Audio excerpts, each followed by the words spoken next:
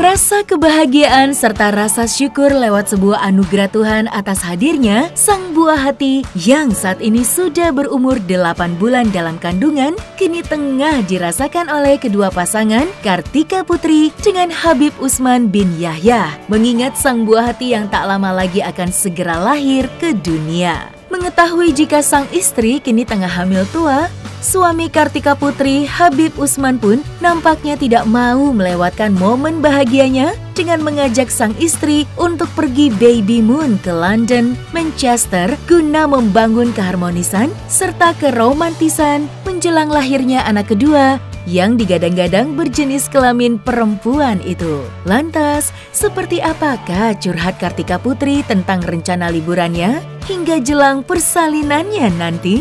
Alhamdulillah makin segar, makin sehat, udah mau masuk 8 bulan. Kemarin ngitungnya 7 bulan, ternyata udah masuk 8 bulan. Makanya agak-agak bingung, insya Allah besok Habib mau ajakin baby moon. Tapi kaget gitu, 8 bulan masih boleh terbang nggak ya? Terus akhirnya kemarin cek ke dokter, insya Allah dapat izin terbang. Ya udah, karena udah diajak suami jadi ya udah. Habib sih sebenarnya, karena Habib bilangnya buat baby moon, tapi jadwalnya jadwal Habib semua, jadi ya udah nggak apa-apa lah. Insya Allah ke London sama ke Manchester. Jadi Habib tahu aku suka klub bola MU, jadi diajakin nanti nonton MU di Manchester gitu. Ke London tuh cuma 10 hari.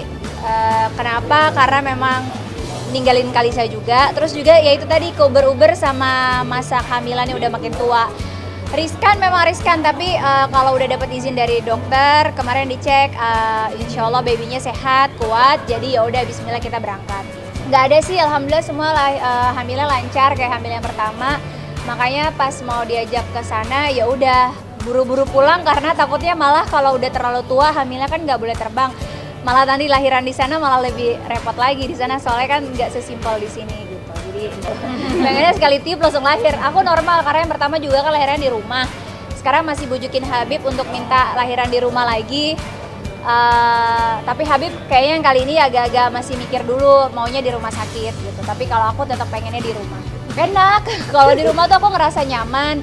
Karena kan ada yang orang punya fobia sendiri, aku fobia rumah sakit, nggak nyaman. Terus kalau lihat rumah sakit bawaannya kayak parno, stres gitu. Nah takutnya nanti malah kalau aku tekanan dan lain sebagainya nggak rileks, takutnya nggak happy, malah jadi mengganggu proses persalinan. Karena yang aku tahu kalau orang mau lahirin itu sebenarnya yang tempat yang ternyaman kan.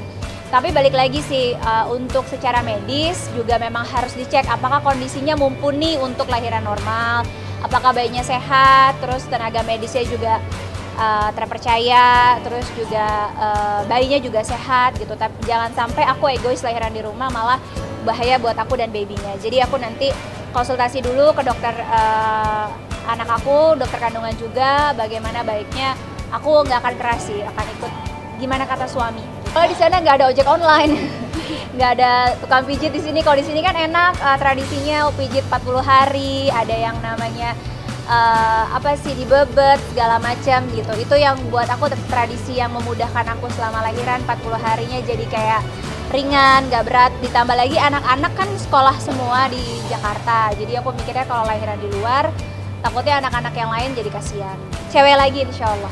Habib udah, tapi aku juga nggak dikasih tahu sama Habib, tapi Habib udah bilang udah dipersiapin namanya, udah diistiqorohin, insya Allah sesuai doa Habib. Mau anaknya seperti apa ya nggak apa-apa. Enggak sih, sebenarnya kalau Habib pasti backgroundnya pergi itu sekalian gitu. Habib entah sekalian dakwah atau memang ada urusan pekerjaan, ada bisnis juga gitu. Jadi kita momennya juga biar lebih irit kan kalau seandainya kerja atau ada undangan. Jadinya kita sekalian nih gitu, pinter-pinter aja sih. Tapi aku sama Habib memang selalu bikin konsep karena kita anaknya banyak. Kan hari-hari tuh udah ribet sama anak-anak gitu. Hari-hari Habib udah sibuk dengan kegiatan dakwanya, kesana kesini. Makanya aku selalu mikirin kita hubungannya harus selalu harmonis terus, harus selalu refresh terus. Dan aku rasa juga Habib butuh aku sepenuhnya, aku juga butuh Habib sepenuhnya. Makanya kita minimal kayak 1 tahun, entah itu umroh bareng, berangkat berdua gitu. Pokoknya kita harus cari momen berdua untuk menjaga keharmonisan rumah tangga, itu aja sih. Namun, kendati demikian, di balik kebahagiaan Kartika Putri dengan sang suami, kini justru masih menyimpan sebuah kisah pelik kasus mafia tanah yang merupakan salah satu aset peninggalan almarhumah ibundanya. Diketahui, Kartika Putri telah melaporkan 7 orang yang diduga menggelapkan aset tanah peninggalan ibunya yang memiliki nilai hingga 10 miliar rupiah. Kini, Kartika Putri pun nampaknya semakin dibuat bingung dengan sang terlapor yang justru menunjukkan itikat baiknya. Lantas, langkah apa yang akan ditempuh oleh Kartika Putri mengenai lanjutan kasus mafia tanah yang merenggut aset milik almarhumah ibundanya? Iya, jadi kalau soal mafia tanah, pada saat aku bikin laporan, ternyata yang diduga oknum-oknum tersebut menunjukkan etikat baiknya. Tapi itu tadi sih, untuk pelaporan sendiri aku masih belum tahu dari pihak keluarga mau lanjut atau enggak. Karena yang kita pikirin di sini adalah untuk kepentingan kita udah aman. Karena akhirnya mereka menunjukkan etikat baik atau takut ya sebenarnya karena udah viral.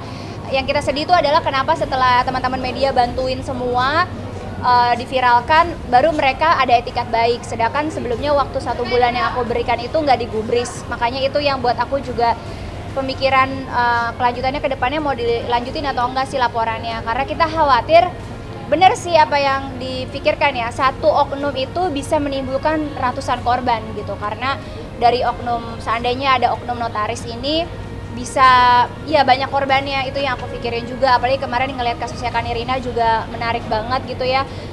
Salah satu oknumnya hanya dihukum 4 tahun. Ya itu tadi sih, jangan sampai ya dihukum tapi kalau bisa dilepas juga profesinya, sehingga jangan sampai menggunakan profesi yang sama untuk melakukan kejahatan lagi gitu. Jadi buat aku pribadi nanti fokus keluarga, berembuk lagi bagaimana kelanjutannya. Intinya yang kita khawatir di sini akhirnya mengambil hikmahnya adalah kita berkaca kepada orang-orang awam yang nanti menjadi korban atau yang sudah menjadi korban atau next ya ada target korban. Jangan sampai banyak, karena ternyata capek banget untuk ngurusin yang namanya mafia tanah gitu.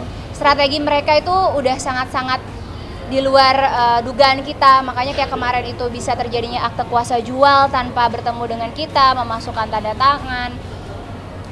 Sudah terjadi dan pembuatan itu yang buat aku kayak wow, ternyata seberani itu loh para oknum-oknum ini, beraninya luar biasa. Jadi pada saat aku kemarin melaporkan itu dikarenakan aku tidak tahu di mana posisi sertifikat rumah atau sertifikat itu hilang. Tapi kita udah tahu sebenarnya ada di salah satu oknum notaris dan juga oknum mafia tanah itu. Nah pada saat kita tanya sebelum laporan tuh mereka nggak mau kasih lihat, mereka nggak mau kasih tahu, mereka nggak mau kembalikan, mereka lempar sana lempar sini gitu. Tapi pada saat setelah datang ke polsek kemarin, pulang dari sana tengah malam mereka memulangkan sertifikat rumah mama. Belum dibalik nama, alhamdulillah syukurnya karena udah terburu kita blokir duluan. Tapi yang paling penting kan ya itu tadi sih, kalau buat kita, kalau kita nggak lapor khawatirnya kita egois, cuma mikirin diri kita aja, takutnya ada korban-korban yang lain. Karena ada salah satu oknum yang bikin kita jadi berpikir juga gitu, soalnya dia bilang jangan sampai keluar ya nama-nama kita, karena nanti rekan bisnis kita kayak gimana gitu. Kalau seandainya dia bisnisnya bener harusnya nggak usah worry, nggak usah takut gitu. Tapi dengan adanya ketakutan mereka itu yang buat kita nih jangan-jangan beneran oknum mafia tanah yang bermain dan biasa bermain, khawatirnya korbannya udah banyak. Makanya akan pertimbangan lagi dari pihak keluarga mau dilanjutkan dilaporkan biar stop, jangan sampai ada korban yang berikutnya atau gimana. Prosesnya itu kan pelapornya kakak saya, yaitu nanti akan saya tanyakan lagi dan pertimbangan beliau juga, yaitu tadi apakah mau tetap dilaporkan dengan tujuan biar tidak ada korban lagi atau mau bagaimana.